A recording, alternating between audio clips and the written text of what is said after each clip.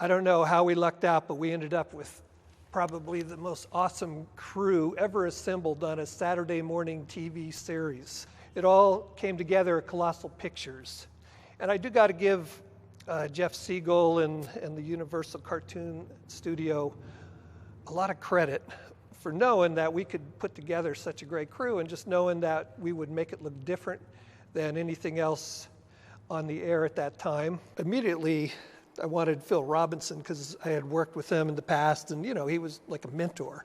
And talked to him about Back to the Future, said, this is a great way to get you back here, and we got a good budget to get the best crew we could find together. We get our pals. We could, it could be really cool. Phil listened patiently, and then he said, only on the condition that my pal John Stevenson comes with me. I didn't know that. I was doing a show with Phil Robinson for English TV.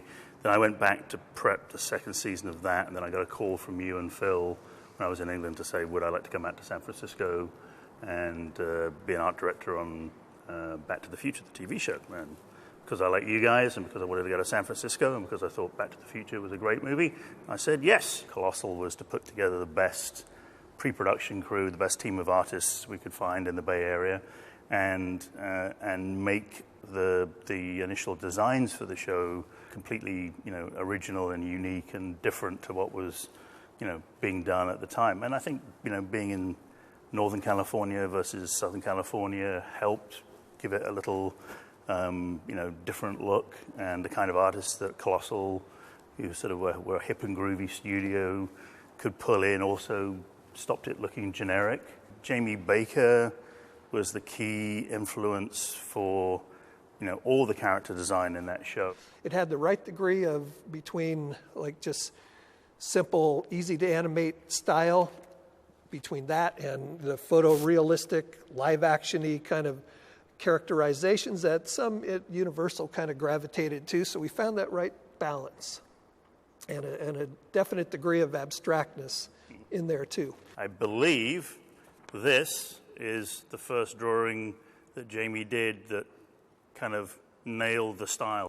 I fell in love with the crew of people and the town, and of course having the opportunity to actually design some things. It was a rare opportunity, and I loved it. When Phil Robinson, who brought me onto the thing, and I saw your first character designs, I was really jealous because I was like, that guy's really good. In fact, he's better than I am. And I was really mad for a bit, and then I was really excited because the style that you'd set for the characters of Doc Brown and the family influenced all the incidentals.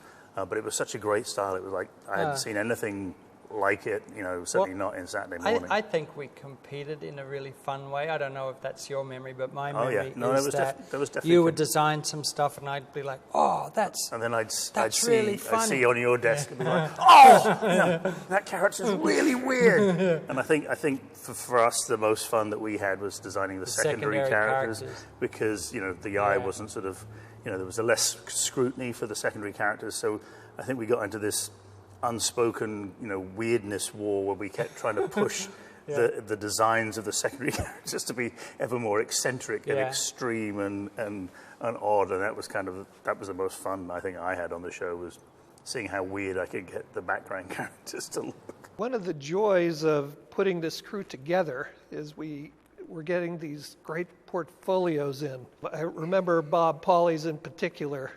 I think he was right out of illustration school or something like that. Right away, we're like, okay, he's hired. It was like unanimous immediately. And Bill Cohn was the same. And Bill Cohn, As soon as you saw his stuff, it was just like, holy moly, why isn't this guy, designing big movies? We got really lucky. We found, we had Bob Pauly, Bill Cohn, guys who've gone on to have sort of amazing careers at Pixar as production designers, but I think we were probably Bill Cohn's very first, TV or movie credit, and one of Bob's first, if not. And they did fantastic stuff. They kind of gave the show a sort of an epic quality, and then we had great artists like Richard Moore, paint those designs that Bob and Bill would come up with and give it a beautiful kind of, color styling. And then one day I got this portfolio in that was just amazing. It's like hand drawn. This is just the envelope that it came in. And it had all these scraps of art in it, like tons. Dave Gordon, his personality definitely lived up to his artwork. Just the right degree of zaniness and crankiness and unexpected. Yeah, he was everything. Who sort of established a very eccentric and interesting and unconventional background and color style for the film. And between Jamie and Dave, I think everybody else who came on the show, we all sort of fit in with those two anchor points. Then all the other artists were able to come together and start kind of riffing on that and building it out. But we hope that, by putting like 300% effort in, we could still, get a bit of a return in quality. And I think there's just enough difference in Back to the Future from what was going on at the time that we stand out still. I remember really actually quite vividly the day that you came in with your portfolio, because I think we'd seen quite a few, and I sort of had this sort of and then boing, when I saw your stuff, I was like, oh yes, this guy's just what we need. I remember doing huge pans and layouts, with 10,000 buildings in it, or some crazy banana pan or some crazy tilt. Designing, some of the vehicles, some of the set, a lot of props. Dave had done some of the great stuff, so I take Dave's and kind of riff off of that. Concepts, and then put them into an environment. That was fun because there's a great collective feel, and so we were passing things back and forth, and it was, crazy a deadline. And I think it was each show was 18 minutes of animation, divided in three acts, and then one person would get that to storyboard, like Joe got one or Bud would get one. And then Robin Steele, that's right. They would do, crazy amount of work in 2 weeks or 2.5 weeks or some ridiculous turnaround.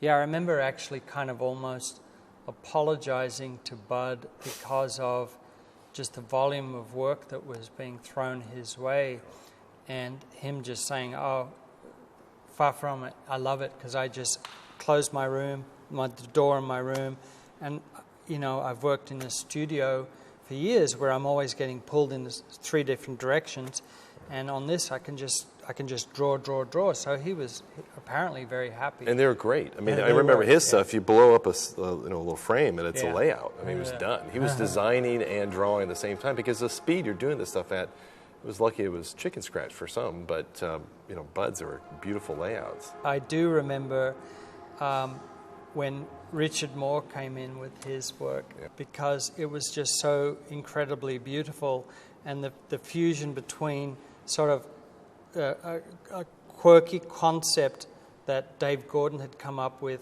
that had been refined by yourself and generated a layout, and then Richard would paint that. And I remember one painting in particular sticks in my mind. I think it was Doc Brown's train. Mm-hmm. Do you remember this? Yeah. And Richard had painted this in a sort of his emulation of Dave Gordon, filtered through you. Yeah, and there was sort of this great soup, where I could see bits of Dave and bits of Bob and Richard, and it was really fun to watch. I mean, Colossal at the time was like one of the strongest animation studios on the planet. I mean, it regularly won huge amounts of Clios, and there was so much vibrant energy in the animation, division. Some of that energy, I think, helped also lift the Back to the Future stuff. Yeah, I think so. We were inspired by the other artists working, doing great stuff in the commercial world and title sequences and things. There was a sort of a groovy and hip quotient that Colossal wanted to maintain, and you didn't want to be the one to be less cool than everybody else. And I think that helped, make sure that the quality was as good as it could possibly be. Mm-hmm. It's funny. I remember when you guys would hear that you'd pray for 3 characters in a show, but it's hordes of Romans coming over a hillside or something. So it's always too many things, but it was always a different period or place and time they're going back to. But nowadays, Roman, Google, you get 10,000 pictures. That's a really good point. And you have everybody everywhere going to the same research, referencing the same pictures in a way. And since we only had limited reference, we had to kind of depend on our own imagination and what we knew about it, or interpret it. So I think that was actually kind of a benefit and kind of pushed us a bit. Hey, you should show the cell of you and me. Yes, this is our cameo.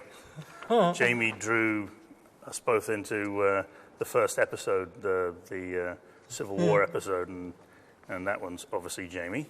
Yeah, back when I had hair. And this one's me when I had hair. So we made a little Alfred Hitchcock appearance in the first episode, which I'm proud of. There must be hundreds and hundreds of incidental characters. We generated a lot of stuff, that were designed over those 13 episodes. I mean, it's way more characters for a season of Saturday Morning that I've ever seen on any other show. You had to redesign everything from scratch in a week, and it was pretty tough. These scripts would come in, and they would say things like, "Oh, well, Doc and Marty are flying in over ancient Rome," and everybody would go, "Oh, we have to do ancient Rome." And we did. And you did. Oh, little You tiny did. buildings, all of it. Oh, yeah, it was Rome. The drawings were amazing. Yeah, they were. I think really the Dinosaur City was the most exciting one. Really? Yeah, I think it was John did that. But the flyby was, it came in on the top and But you they went were all all the way flybys. down. Yeah, but this was incredible. And then you were down on the ground floor in the stores. Oh, this is Dinosaur City.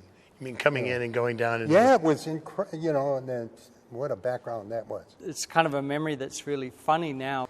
John Hayes and Dewey Reed had this whole new concept of doing color with a computer, and I remember thinking you're messing with things you don't understand, man. This is gonna work out crazy. And of course it worked out brilliant. You had a Macintosh. I did. And we managed to scan in one of the drawings that was from Back to the Future. Right. And You I just went, wanted to wow, color that model. wow, we could take Studio 8. This is pre-Photoshop. This is pre-cap system. This is pre-everything. No leaks in the line work. Yeah, right. We had to figure out no leaks in the line work so you didn't bucket in badly. And so you go in and you just put a bucket in there. And I said, wow, this could actually do an entire ink and paint design system. Do you remember that night? I do. It was so awesome. I was do. just like, You disappeared so quick. Well, because you that's wanted to do it. Yeah, but that's because I went to John. I went to John Hayes and I said, John, you got to check this out. And I'm literally holding the mouse going, okay, so I go up like this and I go over and then I hit the button and it buckets in the color. And I showed it to John and John went, wow, that would be really cool. I mean, so it literally took a department of 10, 15 people to do these color studies for all these thousands of characters in these crazy scripts that we had to me, basically. And I remember showing up the next day. John said, okay, go ahead and do it. The next day I showed up and I had this 2FX Macintosh in front of me. But you know what? We did it, and we could do every single character and over again. Yeah.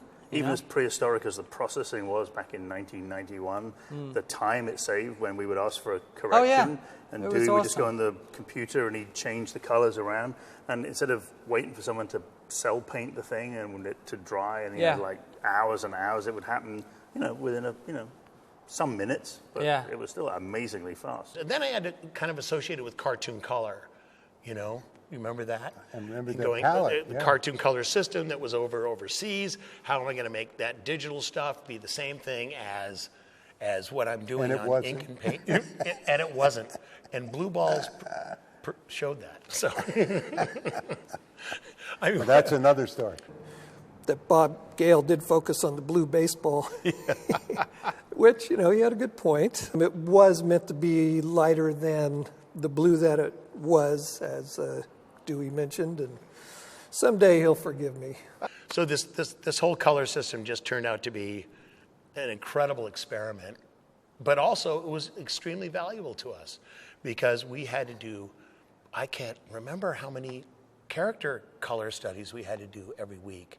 So you were doing 2 and 3 backgrounds at a time. Yeah, I think that was the And I was amount, doing, 27 characters or however many characters it was. I disappeared, so I'd go home and work on the watercolors. I moved to San Francisco to take the job as the production assistant on this show, and I moved without knowing a single person in San Francisco, and the crew of the show really kind of became my family. On that Yeah, show. Colossal was an amazing place to work, Yeah. and yet, those guys were all your pals too, Yeah. and you hung out with them. And I remember reporting back to Universal when I first started there, and looking at the work that was being done and thinking like, this is like too good for Saturday morning. Yeah. It was really surprising to see this level of talent in one place coming from, for me, coming through places like Hanna-Barbera and other places in Los Angeles. Mm-hmm. It was a whole new thing. The thing that I remember most from the production was just seeing Jamie and Bosco and Steven and Stuart and Dewey and Richard Moore and all of them, seeing all of this brilliant art every day, Yeah. which I would then take to the color copier and spend hours waiting for the color copier to make a color copy of the stuff they ship off to Asia. And that was the other thing that I got to do is because of that show, I got to go to Asia the first time and second time on hand carries back in the olden days before FTP and all of that, when if the film was late, someone, lucky me, got to get on a plane, go to Taiwan, pick up the film, and come home in the same, within like 24 hours. The film would come back Film. from Taipei. There was always a time crunch. Everything was deadline driven. Immediately when we got it, we'd have to go into a edit suite and start looking for retakes. Frame by frame, shot by shot. It would take hours, Yep. sometimes all night long. Cutting Yeah. out all the correction slates and cleaning it up and making sure, okay, they caught all their mistakes. Oh, every once in a while we would see one where they missed and we'd have to fix that or whatever, and smooth it all out. So many things could go wrong in the production Yeah. process. Just so much attention to detail of color pops, wrong backgrounds, jumpy animation, so many things. Continuity between shots. Right. And we found every one of them. We sure It did. turned perfect Yeah. at one point or another. So that meant flying down to Universal every week, Yeah. pretty much. But they were nice enough to give us a golf cart, That was fun. except at like 4 a.m., Yeah. so many times coming out of editing and seeing that sun come up, it was tough. I remember getting all the animation stuff cleaned up, getting it all corrected, and then, having the script out and the storyboards, cutting together the episode, and then go, okay, now let's watch the episode.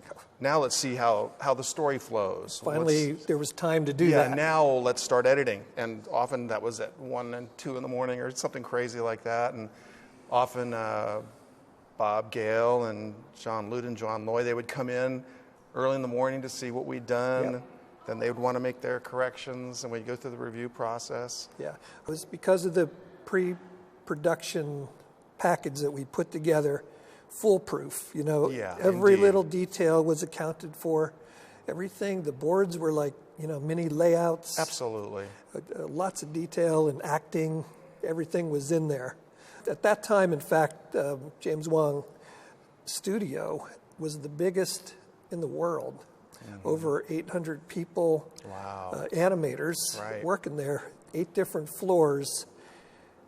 And we could not track what animators were animating what. It was really mysterious. It's amazing everything works out when you think about it. Yeah, the communication was amazing. No email, and how complicated the process was. And when a correction or a revision would have to be made for some reason or another, the levels of communication that would have to happen before we got a response to say, okay, got it, and we're on it, came up. Things get lost in translation Yeah, that sometimes. happens. But a great time. It was a great honor to do it. It's so fun. A lot of the people from Back to the Future went on to careers at Pixar. Well, it just so happened that we wrapped at a good time. The Yeah. whole series wrapped right when Toy Story was ramping up. Because and- Joe Ranft boarded on the first episode, and then went to Pixar.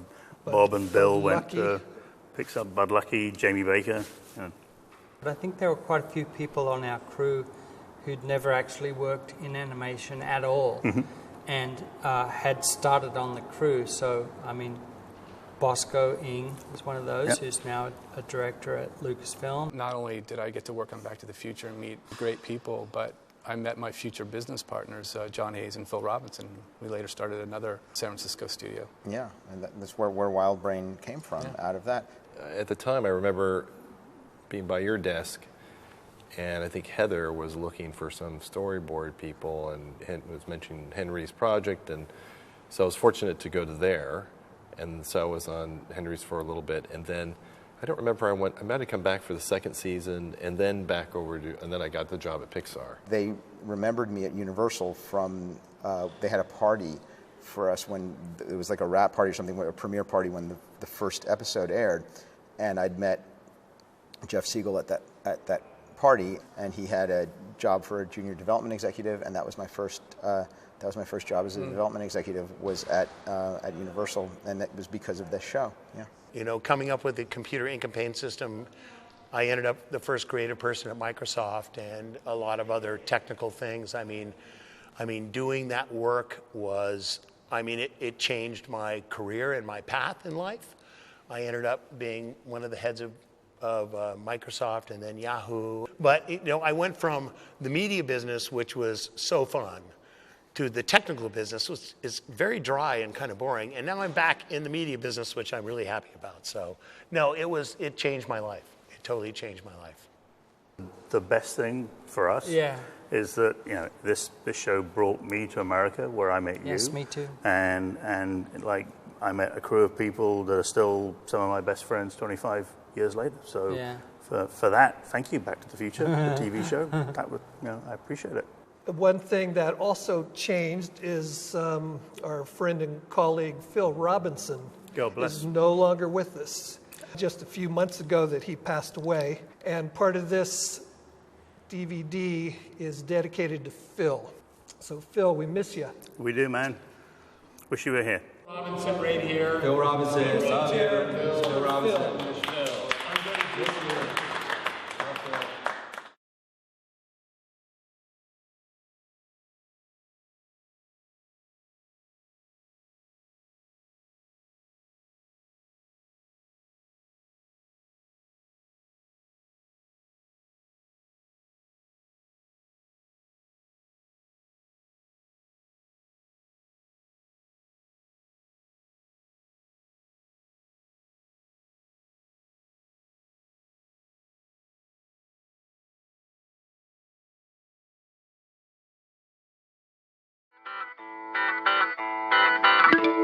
Thank you.